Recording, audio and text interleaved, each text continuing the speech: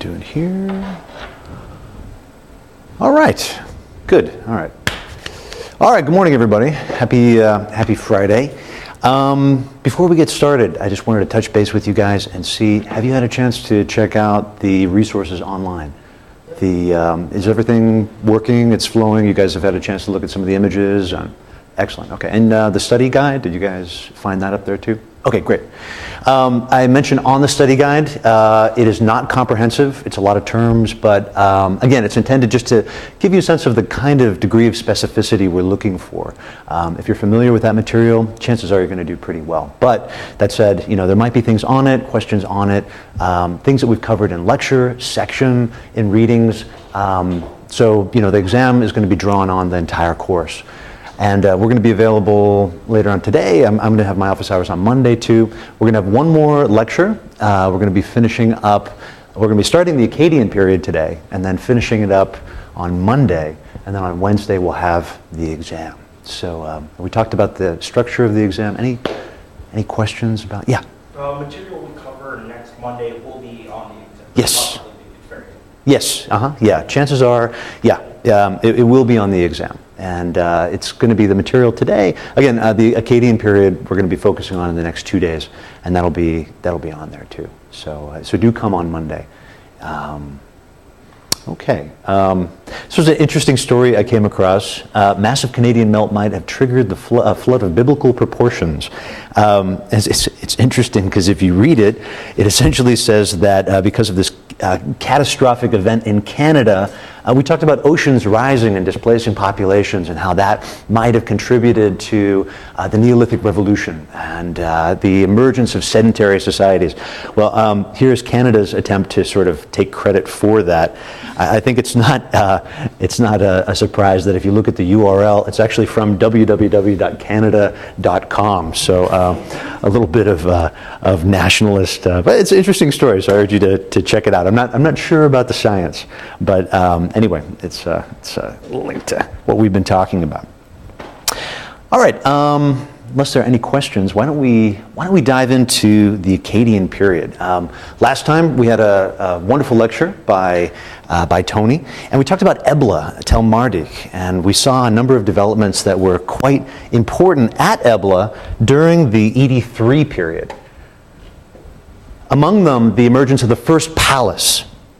We've been talking about that gradual shift and the separation between religious and secular power. Let me see if I can actually make this a little bit brighter. There, that's better. And the palace is actually a perfect example of that. Up until now, our main redistributive centers, our main palatial or our main monumental structures have been temples.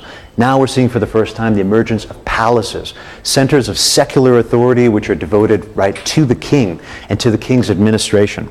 Part of that, we see the trappings of royalty. We see these elevated throne rooms, defenses, towers, similar things to temples, but also administrative archives. Archives that are linked to trade and record keeping, similar to what we saw at places like Habuba Kabira during the Uruk period, but this time on a much larger and grander and organized scale.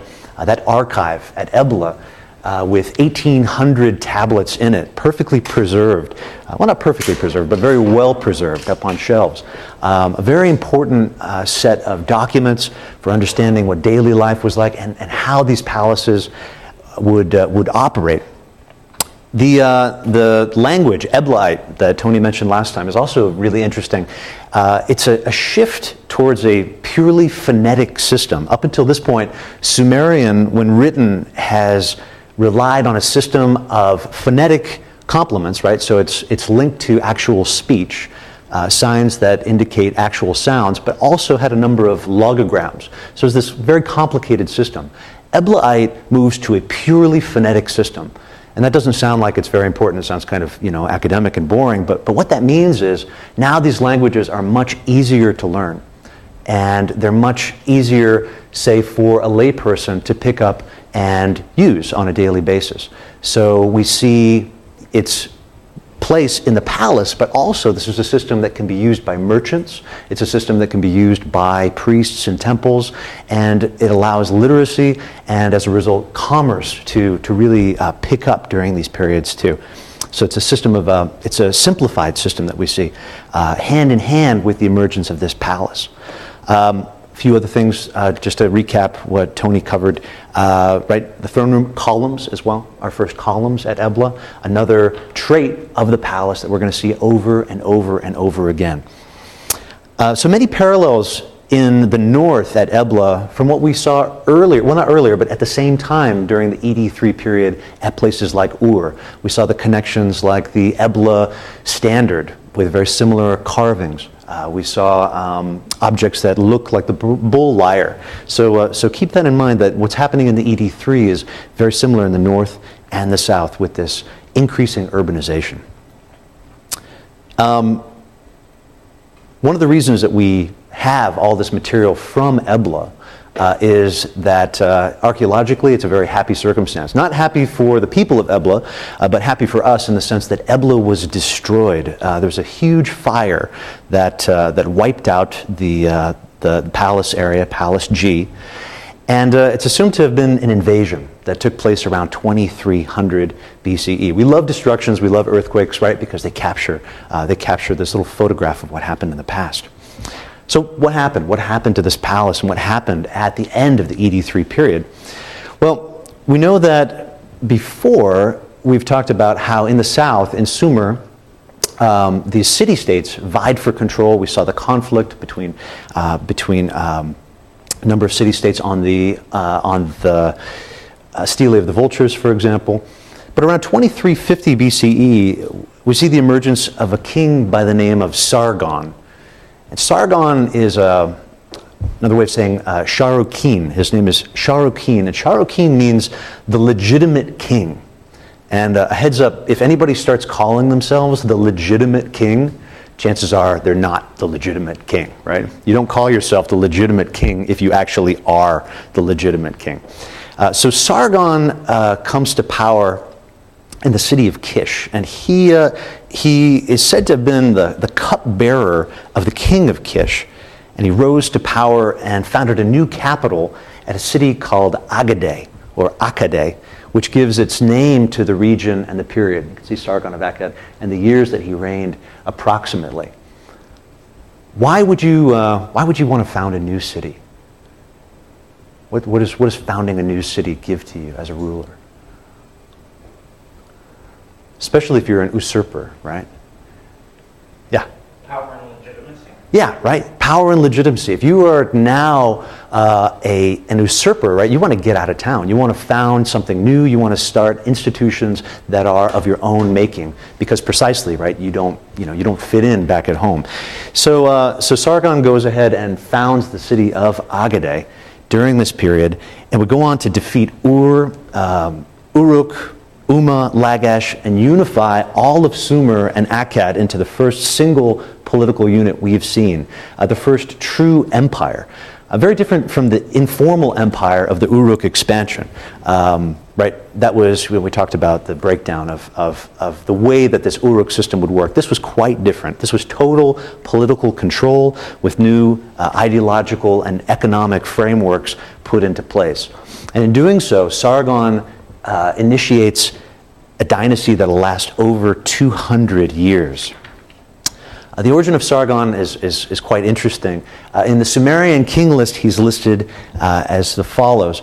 In Agade, Akkad, Sargon, whose father was a gardener, cupbearer of Ur-Zababa, became king of Agade, who built Agade and ruled for 56 years. So right there in the king list, his father was a gardener.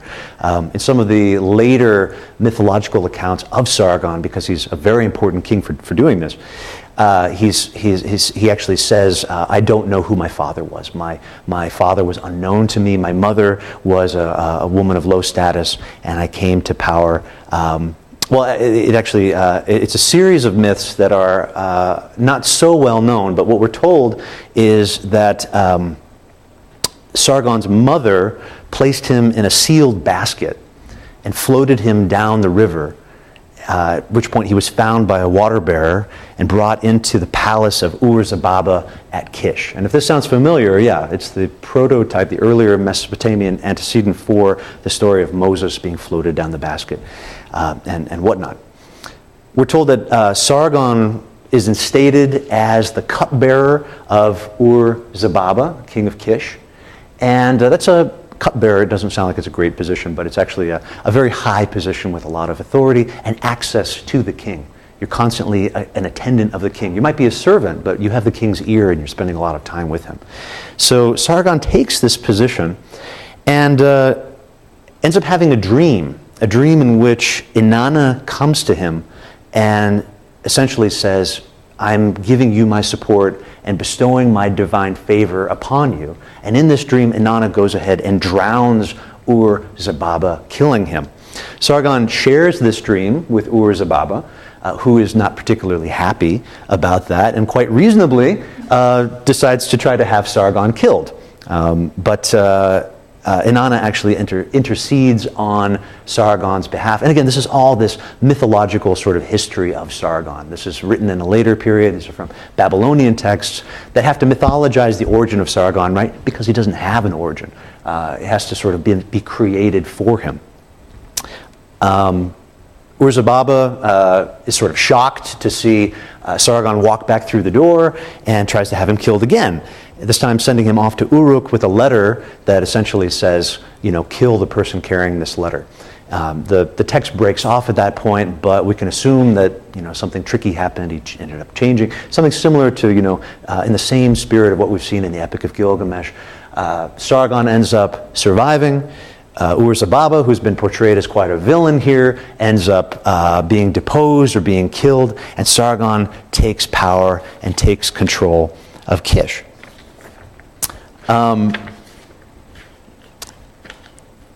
It's interesting, the system that Sargon puts in place for ruling. Up until this point, we've seen Sumerian, the Sumerian language, being used primarily for all correspondence, for record keeping, even for texts that talk about prophecy and mythology.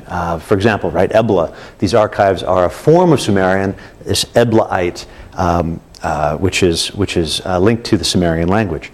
Sargon, coming from Kish, or beginning in Kish at least, speaks Akkadian. Unlike Sumerian, which is a language isolate, Akkadian comes from the Semitic language family. So it's linked to Egyptian, which is a Semitic language, even Arabic, Hebrew. These later languages are all part of the same family, and institutes the use of Akkadian in the entire empire. And this is a pretty dramatic shift. He institutes this lingua franca, but it's perfect, right, in terms of your imperial designs. You're stepping in, you're creating a new capital at Agade, and now shifting over to a new language to govern that empire. Sargon, and I should also say that Sumerian does continue. Sumerian will continue. Akkadian will be a very popular language, and we'll follow the sort of shifts in languages as we continue. But Sumerian will always continue as specifically a language that is linked to religious texts, because it is this first primal, sort of original language. We often see it continuing in temple contexts and incantations, things like that. In fact, we'll read one a little bit later today. Sargon represents such a clear break from this old system. He's a very important historical figure, and he's really looked at by later Mesopotamian kings as this model, this prototype for kingship, and they model themselves after him. Later Babylonian texts in the Chronicle of the Kings relate the continued history of Sargon, and they write this about him. Sargon, king of